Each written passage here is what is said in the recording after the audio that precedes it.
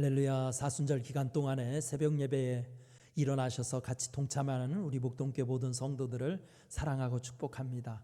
오늘도 주님의 말씀을 통해서 우리의 심령을 위로하고 또 기도하는 중에 여러분들을 강건케 하시기를 간절히 축원합니다.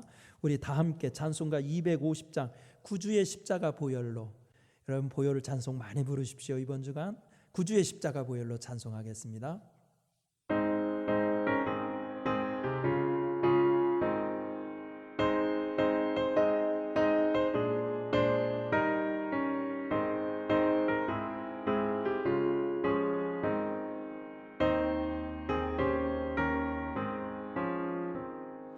구주의 십자가 보혈로 죄 씻음 받기를 원하네.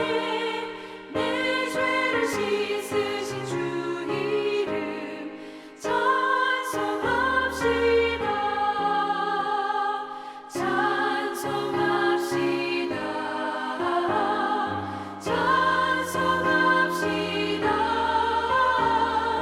내 죄를 씻으신 주 이름 찬송합시다. 죄악을 속하여 주신 주 내 속에 들어와 계시네. 십자가 앞에서 주 이름 찬송합시다.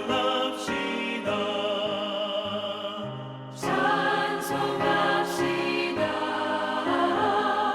찬송합시다.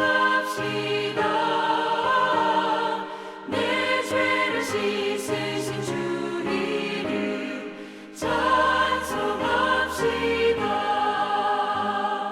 주 앞에 흐르는 생명수 날 씻어 정하게 하시네. 내 기쁨 정성을 다하여 찬송합시다.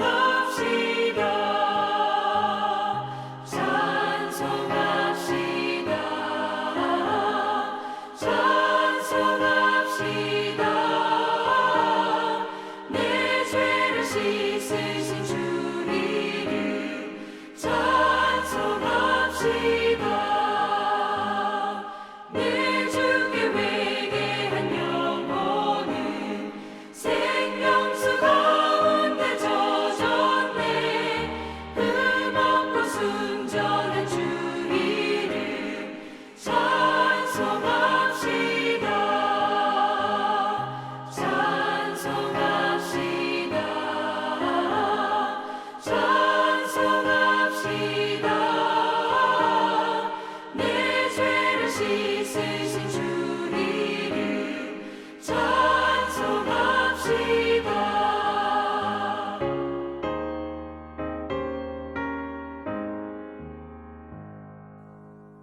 오늘 우리에게 주시는 하나님 말씀은 마가복음 9장 17절에서부터 29절까지 있는 말씀입니다. 마가복음 9장 17절에서부터 29절까지 있는 말씀 교독하겠습니다. 무리 중에 하나가 대답하되 선생님, 말 못하는 귀신 들린 내 아들을 선생님께 데려왔나이다. 귀신이 어디서든지 그를 잡으면 거꾸러져 거품을 흘리며 이를 갈며 그리고 파리에 지는지라.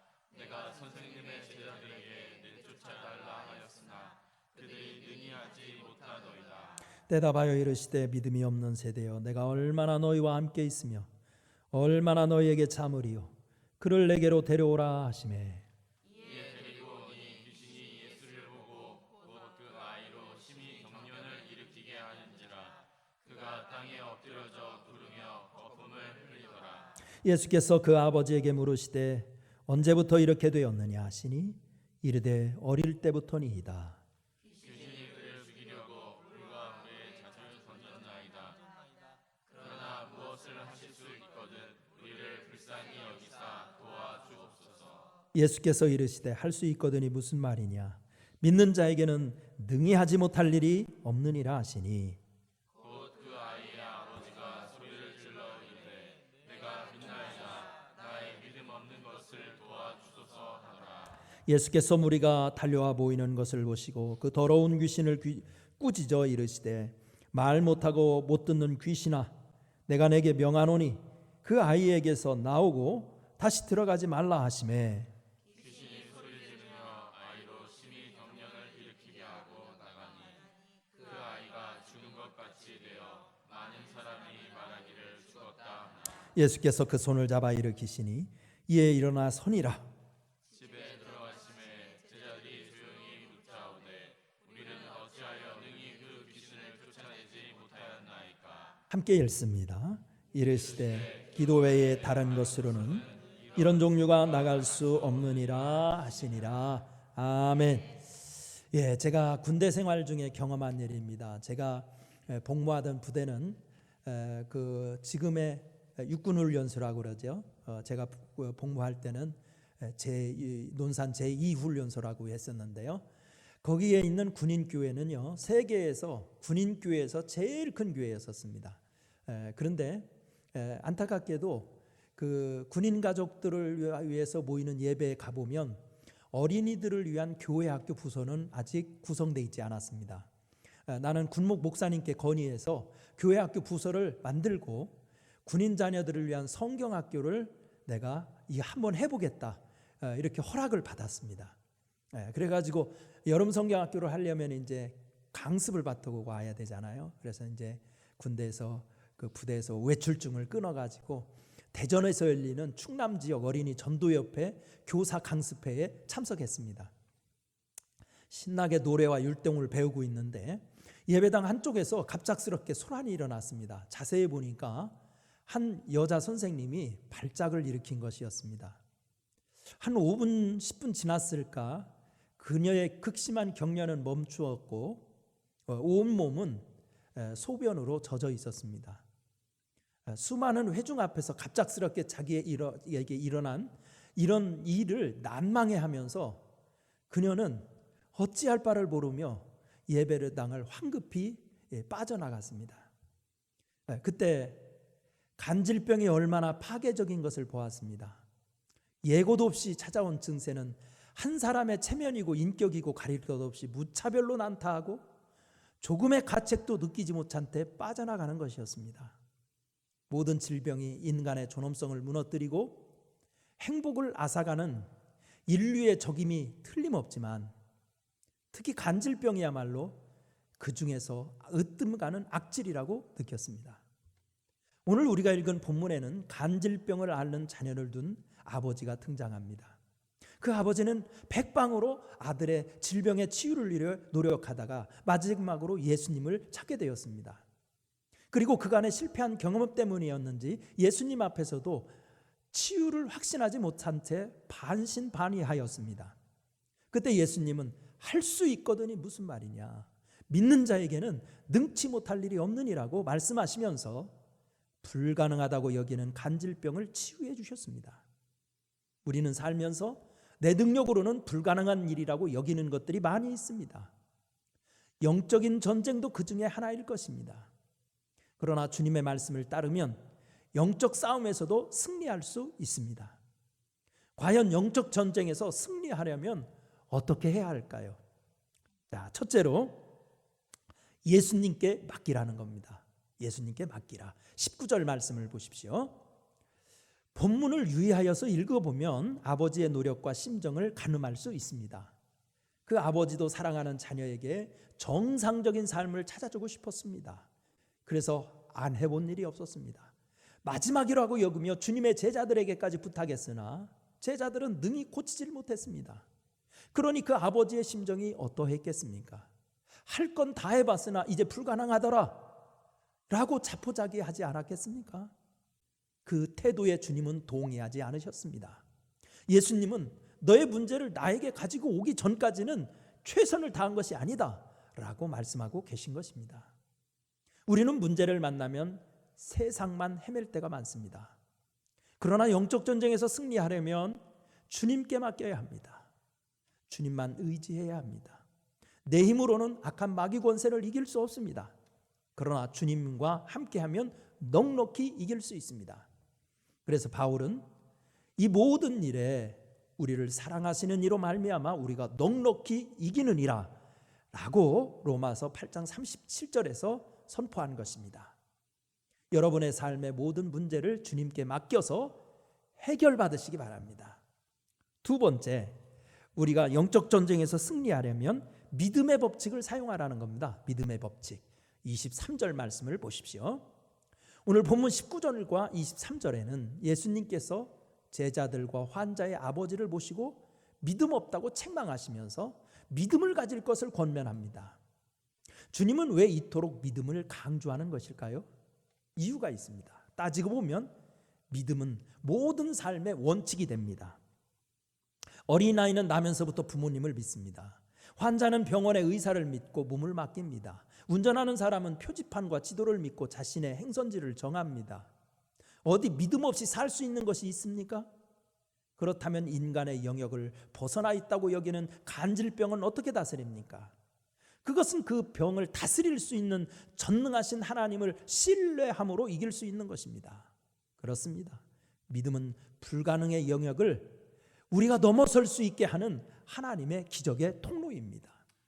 그래서 주님은 믿음을 강조하신 것입니다. 그래서 성경은 믿음이 없이는 기쁘시게 못하나니 하나님께 나가는 자는 반드시 그가 계신 것과 또한 그가 자기를 찾는 자들에게 상 주시는 이심을 믿어야 할지니라고 히브리서 11장 6절에서 말씀한 것입니다. 주님은 분명하게 말씀하십니다. 할 수 있거든이 무슨 말이냐. 믿는 자에게는 능치 못할 일이 없느니라. 아멘. 여러분들도 오늘 믿음으로 행보하시기 바랍니다. 세 번째, 영적 전쟁에서 이기려면 어떻게 해야 되느냐? 기도해야 됩니다. 기도. 29절에서 말씀하십니다. 예수님의 진단에 의하면 사람들이 마귀와의 싸움에서 자꾸 치는 것은 기도가 없기 때문이라는 것입니다. 왜냐하면 기도의 가장 중요한 기능이 의식을 바꾸는 것이기 때문입니다. 예수님의 겟세마네 기도를 상기해 보십시오. 피땀 흘린 기도를 마치자 십자가를 회피하려던 인간적인 생각은 없어지고 십자가를 달게 지겠다고 고백하지 않습니까? 그래서 주님은 기도를 강조하는 것입니다. 기도하는 사람은 불가능의 벽을 넘어섭니다. 바울은 말세의 징조를 이렇게 말합니다. 경건의 모양은 있으나 경건의 능력은 부인하는 자니 이 같은 자들에서 내가 돌아서라. 디모데후서 3장 5절에서 말씀하고 있지요. 말세가 가까울수록 성도들이 경건의 능력을 상실하는 이유는 기도가 부족하기 때문이라는 것입니다. 여러분들도 기도해 보십시오. 능히 주님처럼 귀신의 권세를 꺾어 당당하게 이기게 해 주실 것입니다. 기도하겠습니다. 은혜로우신 하나님, 우리를 붙들어 주셔서 이 시대 영적으로 믿는 자들을 넘어뜨리려는 마귀의 계계가 얼마나 심한지 분별할 수 있게 하여 주시옵소서. 세상에 취하지 않게 해 주옵소서. 세상 안일과 평안함에 하나님 아버지 내 영혼을 하나님 넘겨주지 않게 하여 주옵소서. 세상 흔들리고 요동친다 하여도 주님을 경배하고 예배하고 말씀 보고 기도하는 일에 하나님 더욱 신실하여서 우리도 영력이 충만하고 성령이 충만해서 우리 주님의 제자답게 하나님 사탄 권세와 마귀 권세 꺾어 이기며 나갈 수 있게 도와 주옵소서.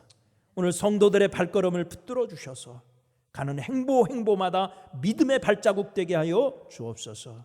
예수님의 이름으로 기도드리옵나이다. 아멘. 우리 다 함께 찬송가 부르겠습니다. 이 348장 마귀들과 싸울지라 죄악 벗은 형제여, 마귀들과 싸울지라.